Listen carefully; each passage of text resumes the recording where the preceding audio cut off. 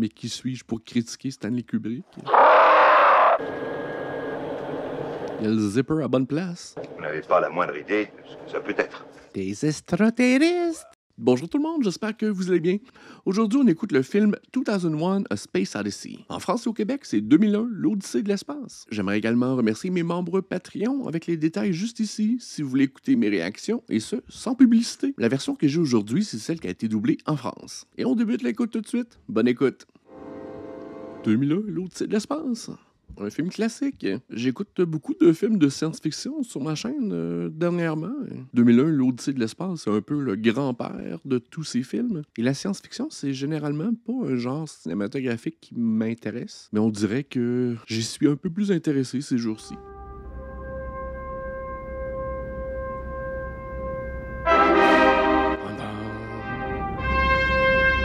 Épique! Épique! C'est un mariage musical et visuel parfait, parce que Ainsi parlait Zarathustra est difficilement dissociable de ce film-là. Les images sont magnifiques. Je crois que c'est un film que j'ai vu il y a peut-être 25 ans, dans un cours de cinéma. J'ai peu de souvenirs. C'est un film qui est extrêmement long, et c'est aussi un film qui a peu de dialogue. Ce sera peut-être le vidéo le plus court sur ma chaîne. J'ai aucune idée comment mon vidéo se terminera. Et c'est aussi un film qui est supporté par des effets visuels et une bande son mémorable. Et je peux difficilement juste montrer des images et du son à l'écran. Il faut que je réagisse au contenu. Donc, moi, j'avais besoin peut-être d'un film plus intellectuel, un peu plus cérébral, et un film aussi qui me stimulerait visuellement. Puis j'ai senti comme mon cerveau réfléchir en dedans. Et le film débute presque les 20, je pense que les 20 ou 30 premières minutes, il n'y a aucun dialogue, et ça ressemble presque à un documentaire animalier. Vous savez un peu les documentaires animaliers auxquels on ajoute une trame narrative.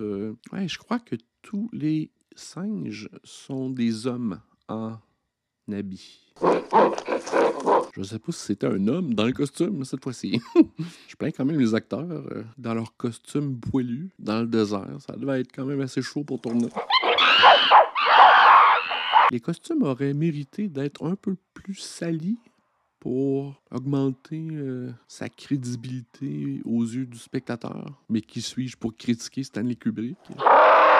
Ouais, tout le film a une espèce de métaphore sur l'évolution de l'homme, comment il a apporté des outils qui lui ont permis de dominer et d'arriver où on en est aujourd'hui. Et c'est mon premier film de Stanley Kubrick sur ma chaîne. C'est un réalisateur que j'adore, possiblement dans mon top 5. Et comme il n'a pas fait tant de films que ça, j'aimerais peut-être tous les voir sur ma chaîne. Ce sera un projet à long terme.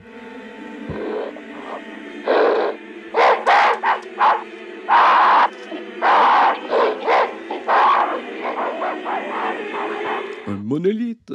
Je me souviens plus vraiment quelle était la signification de ce monolithe. Une espèce d'intervention extraterrestre, peut-être? Ou divine, pour tout dépendant des croyances.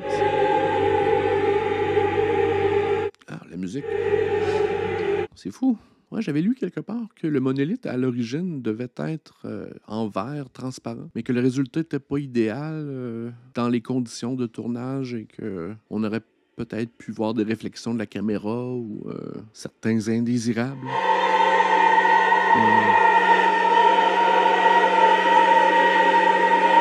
OK. Mais c'est à se demander ici si le film nous dit que cette intervention du monolithe a inspiré les singes à s'outiller pour devenir plus forts. C'est ce que moi j'en ai compris, mais je pense que le film est un peu plus philosophique et qu'il laisse beaucoup de choses à l'interprétation. C'est la mienne, avec des yeux de 2025. La musique est folle! Je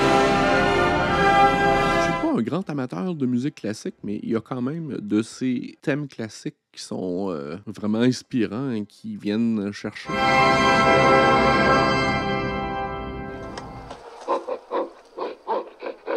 C'est certain certain que c'est un film qui est lent et qui peut, dès le début du film, vraiment perdre beaucoup de spectateurs parce que c'est un film vraiment à apprivoiser et qui prend des fins d'allure de bad trip d'acide. Ouais, donc, on voit que le groupe qui manie les armes a dominé le groupe qui ne possède pas ses connaissances ou qui ne possède pas la capacité de manier des armes.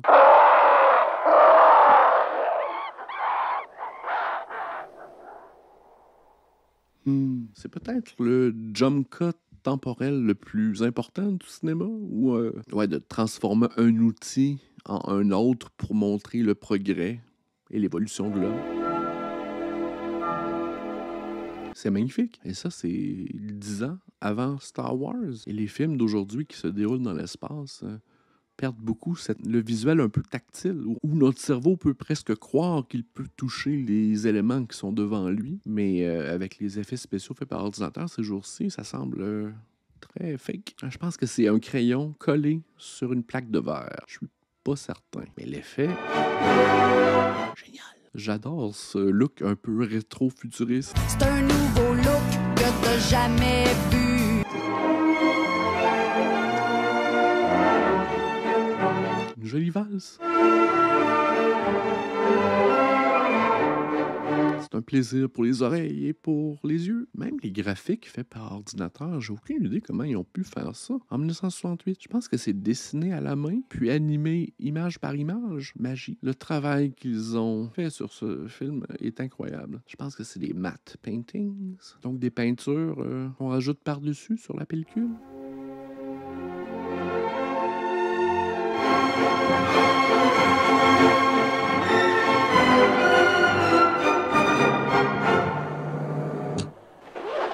Étage central, vous êtes arrivé, monsieur. À tout à l'heure, mademoiselle. Au revoir. Au revoir. Bonjour, professeur. Ça va? Vous avez fait une bonne traversée? Oui, merci, excellent. Je crois que monsieur Miller, du service de sécurité, doit me retrouver ici. C'est drôle que ça dépeint le futur, mais on peut croire que c'est aussi dans les années 70. Si nous passions aux formalités. Allons-y. Prenez la cabine 17, je vous prie. Merci, mademoiselle. Veuillez vous présenter à l'identification vocale. Quand vous verrez s'allumer le voyant rouge, parlez normalement et détachez bien chaque réponse. Lune, américain, Floyd, Heywood, Richard. Merci. Votre identification vocale est terminée, vous êtes en règle. L'ameublement est vraiment années 60, 70. C'est drôle, ces fauteuils-là. Je pense qu'on appelle ça des fauteuils jean. Je suis pas certain. Je pense que c'est un Français qui était designer de l'ameublement, mais je suis pas certain. Vous avez dû voir le chantier de la nouvelle section en arrivant. Oui. C'est presque terminé. Oh, une petite minute.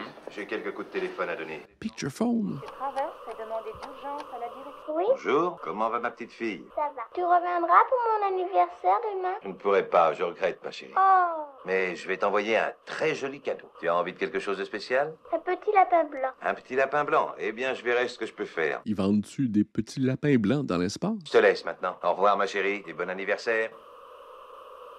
Elena, je suis enchanté de vous revoir. Je m'attendais à tout sauf à vous retrouver au relais. J'aime ça, des stations orbitales propres. Je vous présente le professeur Kali. Non, non, je vous en prie. Eh bien, où allez-vous comme ça? Vous montez ou vous descendez? Nous rentrons à Moscou. Nous avons travaillé plus de 3 mois au calibrage de la nouvelle antenne à Tchalin. Et que faites-vous? Je vais à Clavius, notre base lunaire. Oh, à Clavius? Mais vous pourriez peut-être éclaircir pour nous l'énorme mystère qui plane sur ce qui se passe là-bas. Je ne vois pas ce que vous voulez dire. Là, depuis environ 2 semaines, des faits extrêmement curieux se sont produits sur la base de Clavius. Probablement un générateur en panne ou quelque chose de genre. Oui. Oui, nous avons envisagé cette explication au début, mais la panne dure déjà depuis 10 jours. Quoi, vous n'avez pu joindre personne là-haut depuis 10 jours? Oui, encore, ce n'est pas tout. Avant-hier, un de nos pilotes de fusée s'est vu refuser la permission d'allunir d'urgence à Clavius. Oh, ça c'est très curieux. Oui, oui. J'ai bien peur que cela nous provoque certaines complications. Refuser à un pilote la permission d'allunir est une violation du Code international de sécurité spatiale. Est-ce que le pilote est bien Et rentré? il a pu rejoindre Tchelinko. Il y a quelque chose qui se trame sur la Lune. Nous avons reçu un certain nombre de rapports de nos services de renseignement selon lesquels une très grave épidémie sévit sur la base lunaire de Clavius. Il s'agirait d'un mal dont on ignore encore l'origine. Est-ce en fait ce qui est arrivé? Eh bien, je regrette, professeur Smith, là. Bon, les Américains, les Britanniques et les Russes sont toujours aussi cachotis. Nous devrions être informés, vous ne croyez pas? Oui, bien sûr, je le sais. Il faut vraiment que je m'en aille. Eh bien, au revoir, Elena. Très heureux de vous avoir rencontré. Professeur Smyslov. Quelles que soient les raisons de votre visite à Clavius, professeur Floyd, je vous souhaite bonne chance. Merci. Наверное, ему очень трудно. По видимости. Да, очень трудно. Les Américains sont plus cachotis que ça. Parlant de cachotterie américaine, parlons de cette lune. sur laquelle on a définitivement mis les pieds. C'est pas vrai. Et sur laquelle on a posé un drapeau. C'est pas vrai. Ils servent même plus de repas sur les vols d'avion. La nourriture dans les avions, même le film prévoyait qu'en 2001, ce serait toujours de la merde. Mais tout est compact. So cool! Ça prend tellement de place dans le film, juste cette séquence-là. Mais ils ont mis beaucoup d'énergie et de créativité afin de réussir à tourner cette scène. Parce que le concept est vraiment cool. Espèce d'anneau pour changer les directions lorsque tu portes des souliers adhérents. Mais non. Non. Ça, c'est un futur que je refuse de croire. Les toilettes zéro gravité. Quand tu vas à la toilette, ça te remonte dans le derrière. Dans leur vision du futur, le transport aérien était vraiment spacieux, avec des beaux sièges en cuir. Il y a beaucoup de valses. Ça crée un peu une dissonance entre les éléments qui nous sont montrés à l'écran, qui sont très modernes, et la trame musicale semble très ancienne, ou ancrée dans des concepts un peu plus traditionnels. C'est une composition d'images magnifique. Oh mon Dieu, ça aussi!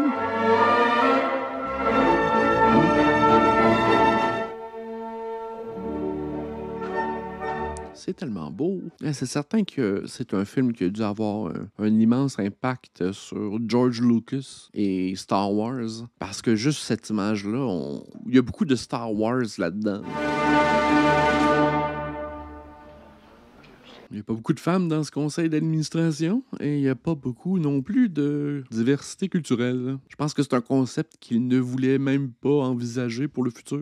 Chers collègues, avant de commencer, je voudrais en votre nom à tous souhaiter la bienvenue à notre distingué collègue et ami, le professeur Heywood Floyd, membre du Conseil national de l'astronautique. Le professeur Floyd est venu spécialement à Clavius à l'occasion de cette journée exceptionnelle. Avant de nous rendre sur le terrain, il voudrait vous dire quelques mots. Professeur Floyd. Merci, professeur Alderson. Bonjour, chers collègues. Très heureux de vous retrouver. C'est quoi le drapeau à droite, mon? Eh bien, je dois d'abord vous transmettre un message personnel du professeur Owen. Il tient à exprimer à chacun de vous sa profonde reconnaissance pour les nombreux sacrifices auxquels vous avez consenti et, naturellement, plus vives félicitations pour avoir mis à jour ce qui pourrait bien constituer un des plus importants documents de l'histoire de la science. Je sais que certains de mes éminents collègues ici présents ont exprimé des réserves sur la nécessité du secret absolu dans cette affaire, et plus particulièrement sur les rumeurs que nous avons fait courir et qui sont destinées à faire croire qu'il y a une épidémie sur la base. Je savais, les Américains sont ratoureux, ils disent pas toujours la vérité. Ces mystérieuses rumeurs m'ont personnellement mis dans l'embarras. Quoi qu'il en soit, je comprends que le secret le plus absolu soit encore nécessaire.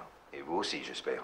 Des menaces? Je suis sûr que vous êtes tout à fait conscient des bouleversements que risque de provoquer la situation actuelle sur le plan social et dans tous les secteurs scientifiques et culturels si l'on révélait au public cette découverte de façon prématurée et sans la moindre préparation psychologique. Où veux-tu en venir? Le but de ma présence ici est de recueillir des avis, des idées nouvelles sur la situation et aussi de préparer un rapport au Conseil. Ce rapport permettra de décider à quel moment la nouvelle devrait être annoncée. Par conséquent, s'il y en a qui désirent me faire part de leur point de vue, en privé au besoin, c'est avec joie que j'en parlerai dans mon rapport. Typique. On veut savoir ce que vous savez, et nous, on vous dira jamais ce qu'on sait. Professeur Floyd, est-ce que l'on peut savoir combien de temps encore les rumeurs d'épidémie doivent être maintenues? Je suppose qu'elles seront maintenues aussi longtemps que le Conseil le jugera nécessaire. Certains parmi vous le savent déjà, le Conseil a demandé que toutes les personnes au courant de cet événement s'engagent formellement par écrit à ne donner aucune information. NDA? Non-Disclosure Agreement. Est-ce qu'il y a d'autres questions? Chers collègues, je sais que nous sommes tous désireux de collaborer le plus étroitement possible avec le professeur Floyd. Comme il semble que nous ayons épuisé la question, je suggère de nous rendre sur le terrain sans plus tarder. Je vous remercie, professeur. Direction Lune?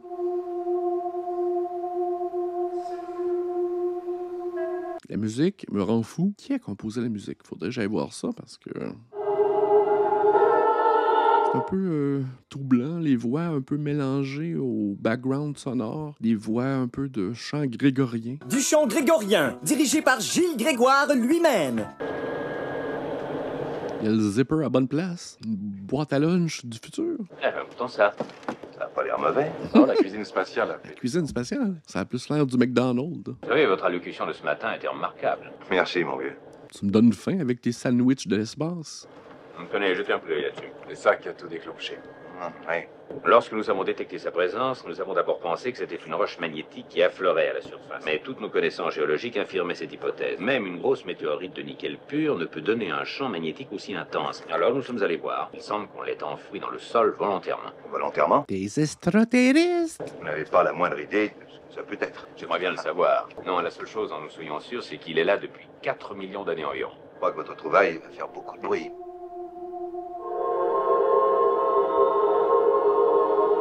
C'est vraiment un film sensoriel et plus le film avance, plus les sens sont ultra stimulés. Je me demande ce que le film aurait l'air dans ces cinémas modernes où le siège bouge et quoique le film n'a pas beaucoup d'action, mais ce sera le type de film peut-être à adapter à cette technologie. Ça fait vraiment longtemps que je ne suis pas allé dans un cinéma, alors je ne suis pas à l'affût des dernières tendances dans le domaine des salles de cinéma. OK, donc ils sont sur la Lune où ils ont trouvé un autre monolithe, un peu comme celui qu'on avait vu au début sur la planète Terre. Est-ce le même monolithe ou un second monolithe déposé par la même équipe de joyeux lurons?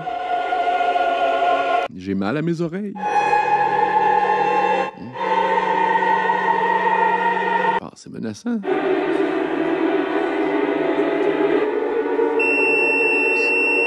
Qu'est-ce que c'est ça? On va saigner des oreilles, je pense. Jeez. Oh. Un signal des astres. Ouais, parce que le monolithe, je pense que le film ne donne jamais vraiment de réponse sur ses origines ou la raison de sa présence dans le film. Je pense que c'est laissé un peu à chacun avec leurs croyances. Ce qui est bien, mais c'est un film qui est très sophistiqué, mais qui en même temps est humble dans la manière dont il laisse la porte ouverte à l'interprétation. Et c'est un peu aussi quelque chose qui revient dans beaucoup de films de Stanley Kubrick où il y a souvent des conflits d'ordre moral, éthique, et on prend pas toujours position. C'est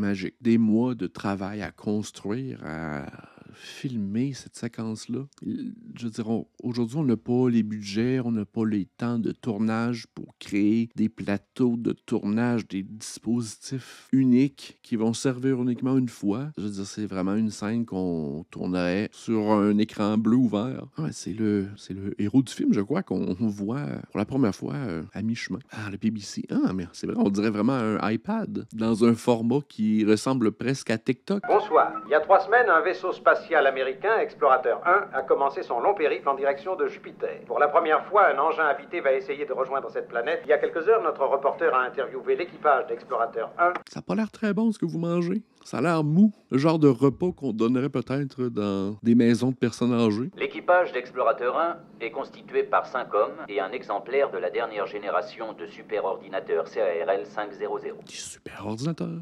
Bonjour messieurs, est-ce que tout va bien à bord? Très bien. C'est peut-être délicieux.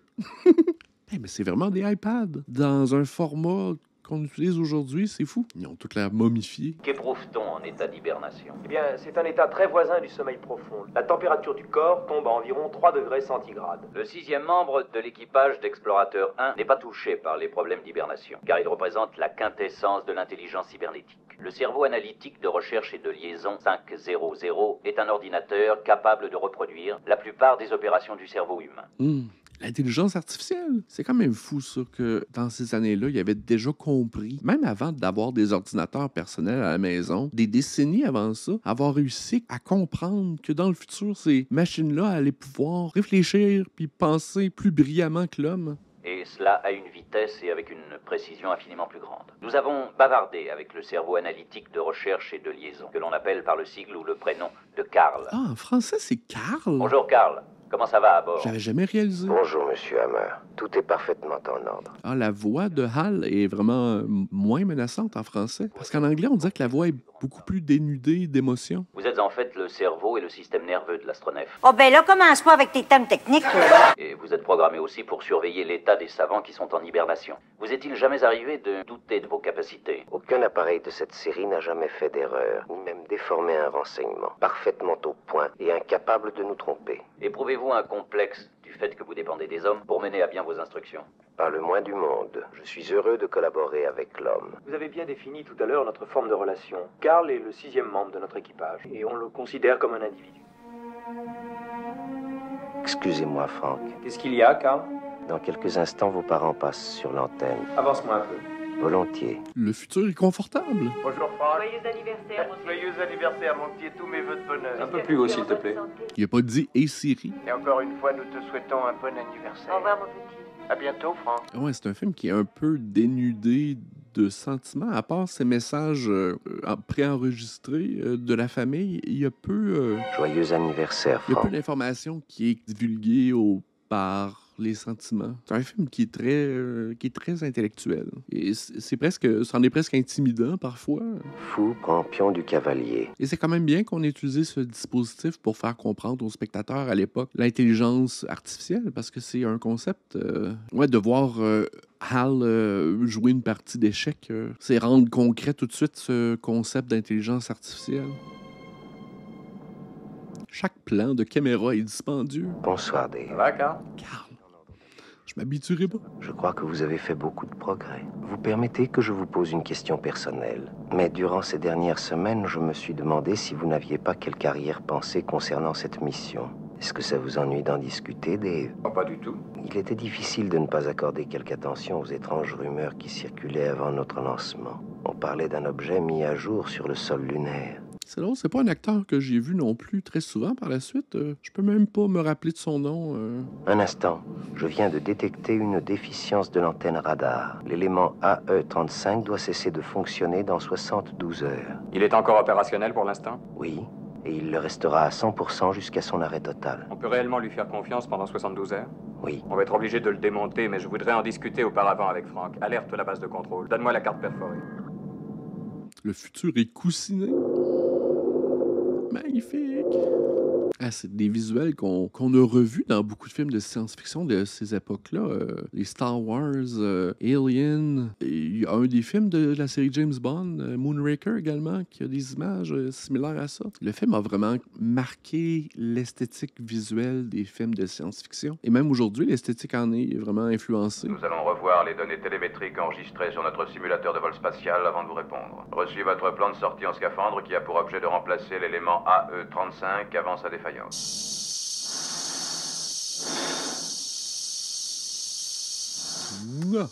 RB pour sortie en scaphandre, Carl. Ouvre la sphère, Carl.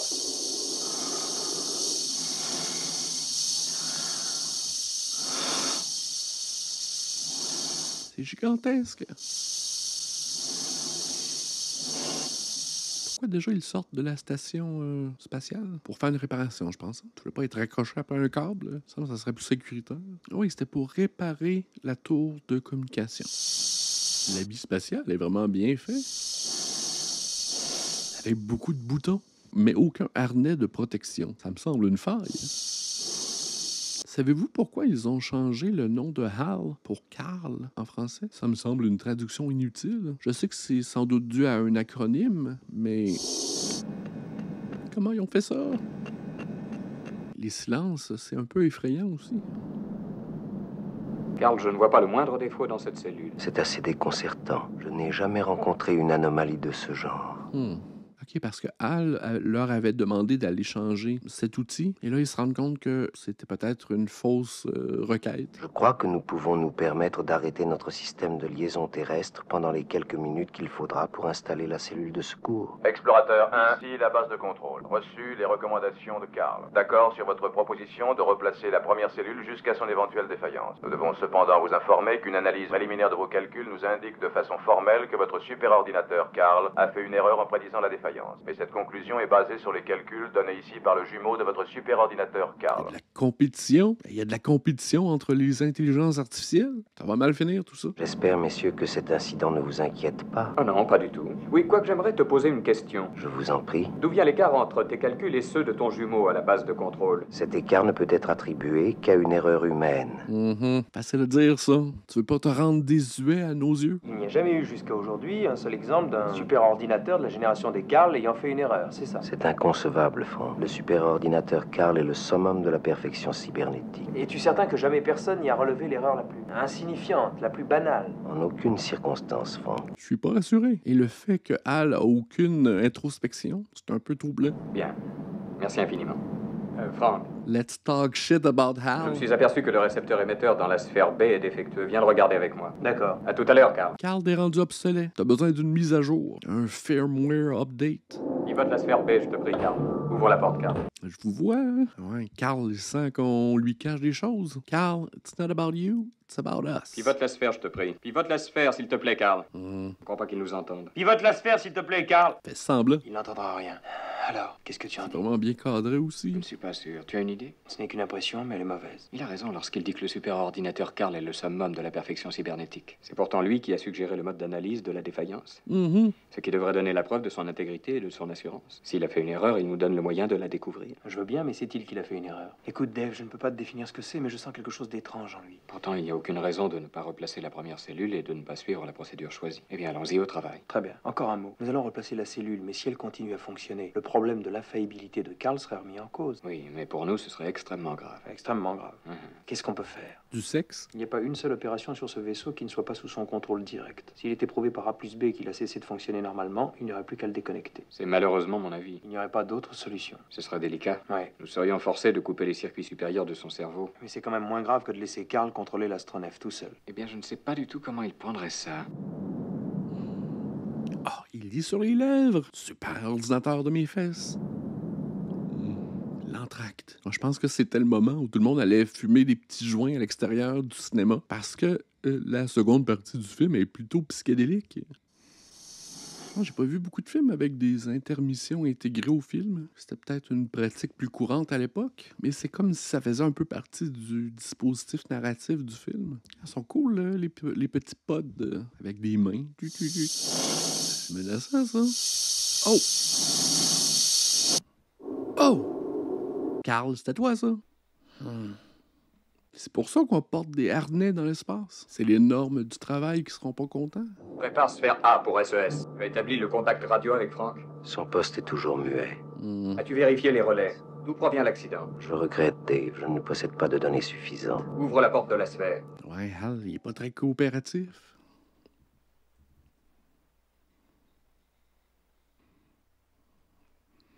Mais là, c'est parce que ton vaisseau spatial s'en va, là. C'est quand même assez atroce de mourir dans la vasteté de l'espace, où tu peux juste t'entendre et te voir mourir.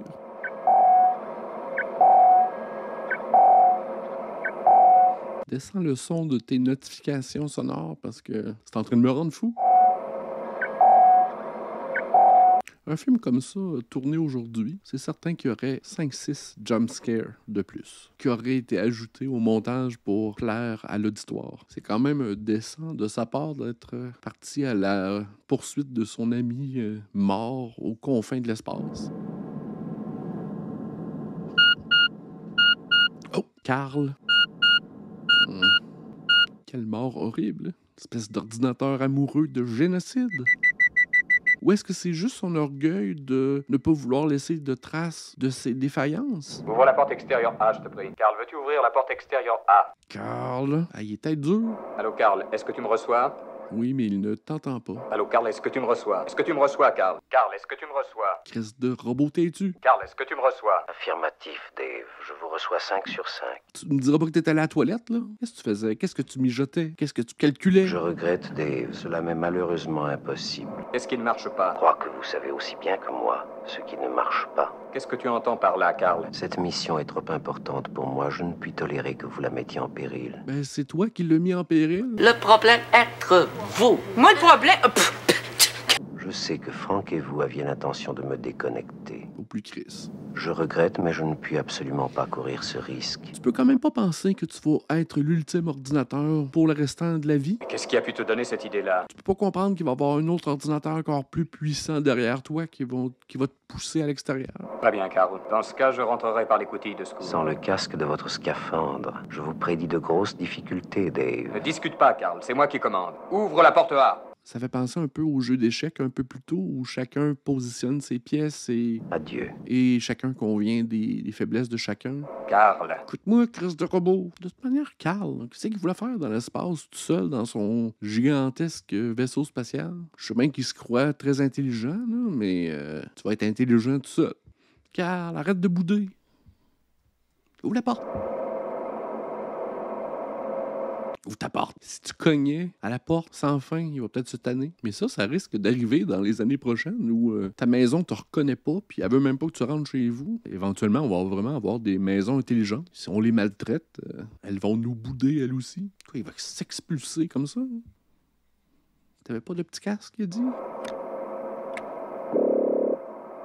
C'est pas un son qui indique quelque chose de positif. Je sais pas ce que le signal annonce, mais... Oh, man! Je sais pas comment ils ont fait ça, ces trucs en apesanteur-là. Oh, mais là, Carl n'est pas de bonne humeur, par contre. Dave, qu'avez-vous l'intention de faire? Dave est pas de bonne humeur. J'estime être en droit de recevoir une réponse à ma question. T'as aucun droit, m'a formaté ton disque dur, m'a t'envoyé dans un compacteur à déchets. Hey, c'est beau la technologie, là, mais je risquerai pas ma vie pour toi. Je sais que je n'ai pas toujours été en pleine possession de mes moyens, mais je puis vous assurer... Fuck you. Que désormais tout rentrera dans l'ordre. Je me sens déjà beaucoup mieux. C'est vrai. Écoutez, Dave, je vois que vous êtes vraiment très affecté par cet incident. Et sincèrement, je pense que vous devriez reprendre vos esprits, absorber un tranquillisant et essayer de faire le point. C'est toi qui devrais te tranquilliser, mon Carl. Mais je puis vous donner l'assurance la plus formelle. C'est beau. Que mon travail redeviendra tout à fait normal. J'ai toujours la plus grande confiance dans l'issue de notre passionnante mission. Non, je demande le divorce. Carl, t'es pas fait pour moi. Avec ta voix grave et sensuelle. Non, merci. Je t'écoute plus, mon Carl. Dave, arrêtez. Je vous en supplie, arrêtez, Dave. Carl, mange du poêle. Dave, mon cerveau se vide. Ben bon pour toi. J'ai peur. Ce qui sont des sentiments quand même rarement associés aux ordinateurs. Bonjour, messieurs. L'exposé qui va suivre a été enregistré avant votre départ de la Terre. Pour des raisons de sécurité de la plus haute importance, le contenu de cet exposé n'a été communiqué jusqu'ici qu'au superordinateur Carl à bord de votre vaisseau spatial. Maintenant que vous entrez dans l'orbite de Jupiter, que le reste de l'équipage a été réanimé, voici cet exposé. Il y a 18 mois a été découverte la première preuve formelle de l'existence d'une forme de vie intelligente extraterrestre. Extraterrestre, je savais. C'est un monolithe noir, enfoui à 15 mètres sous le sol lunaire. À l'exception d'une onde extrêmement puissante qu'il émet en direction de Jupiter, ce monolithe, qui a la forme d'un parallélépipède et dont l'âge a été évalué à 4 millions d'années, est resté depuis 18 mois complètement inerte. Son origine et son but sont encore aujourd'hui un mystère total. C'était une drôle de transition, ça. La chorale est de retour. Arrêtez de vous plaindre. Alors, avis d'intérêt public, si vous consommez de la drogue, c'est le moment de prendre votre dose. Donc, cet objet, c'est le même qui était sur la Lune et qui était avec les singes auparavant. Magnifique. Tout le monde est réuni pour l'enlignement des planètes. Même le monolithe fait partie de la distribution. Si on le renversait, ça a presque l'air de Guitar Hero. Bonjour le trip d'acide. C'est des effets d'optique vraiment complexes. Je me demande vraiment quelle était l'ambiance dans les salles de cinéma à ce moment-ci, en 1968. Déjà que la télé en couleur n'était pas vraiment répandue dans toutes les maisons. De voir ça au cinéma. Aujourd'hui, c'est peut-être pour certains, c'est peut-être un screensaver, mais c'est des images uniques. Mais je suis pas certain l'apport que ces images-là ont à l'histoire. Bon, encore une fois, il y a un petit flou artistique, mais qu'est-ce qu'on veut nous dire? Qu'est-ce qu'on veut nous convier? Je suis pas certain. L'ouverture de l'esprit à de nouvelles connaissances, à de nouvelles capacités, à de nouvelles conceptions, ou simplement nous dire que la vie est un trip de drogue. Ouais, je pense qu'il y a beaucoup d'effets d'optique que c'est des liquides entre deux plaques de verre, comme celui-ci, je crois. Mais ça fait quand même penser parfois à de réelles images qu'on voit de l'espace. Parfois, ça pourrait presque même être des images prises au fond des océans. Wow. Fascinant. Mon esprit vient de prendre de l'expansion. Ah, c'est vraiment un méchant trip, ce film-là. À quoi assiste-t-on? Lui, en tout cas, il a un beau spectacle. Mais ça veut-tu représenter aussi la mort? Je suis pas certain. Ça ressemble presque à des visuels qu'on verrait dans des jeux vidéo aujourd'hui. Je verrais passer Donkey Kong ici. Hey! Non, mais beau! Genre des caméras infrarouges, peut-être. Parce qu'aujourd'hui, on se dirait, mets un filtre dans Final Cut Pro et ça va te donner les mêmes résultats. Mais je serais curieux de voir le procédé qu'ils ont utilisé pour traiter la pellicule. C'est un effet visuel vraiment que j'avais jamais vu et jamais revu depuis. Ah, ça doit être quelque chose d'infrarouge. Ça me fait penser un peu au film Predator. Certaines séquences ressemblaient un peu à ça. Wow, plaisant. Ah, Stanley Kubrick, quel créateur quand même. Ça pourrait tous être des peintures abstraites qu'on expose chez nous. Ça serait très beau. Ah, je pensais que ça se terminait là. OK. Quel endroit est-il? Je pensais qu'il était de retour dans la station spatiale, mais en même temps... Ah, c'est comme le monolithe qui le met dans un environnement réconfortant auquel il connaît les codes. Oh! Il a pris quelques années. Il va avoir toute une histoire racontée à ses enfants lorsqu'il retournera sur Terre. Ouais, c'est quand même une séquence inconfortable. Il est face à lui-même. Stanley Kubrick est vraiment bon pour nous rendre inconfortables. Vous allez devoir m'indiquer dans les commentaires comment vous interprétez cette scène. Je suis pas assez fort en philosophie pour pouvoir comprendre quoi que ce soit. Ça me semble un peu métaphysique ou j'ai aucune idée comment le film se termine. Je pensais que ça se terminait dans le trip d'acide. Qu'est-ce qu'on veut nous dire sur la vie? C'est l'histoire de la vie. Sur l'évolution, qu'on est tous seuls dans la vie. Je trouve ça un peu triste.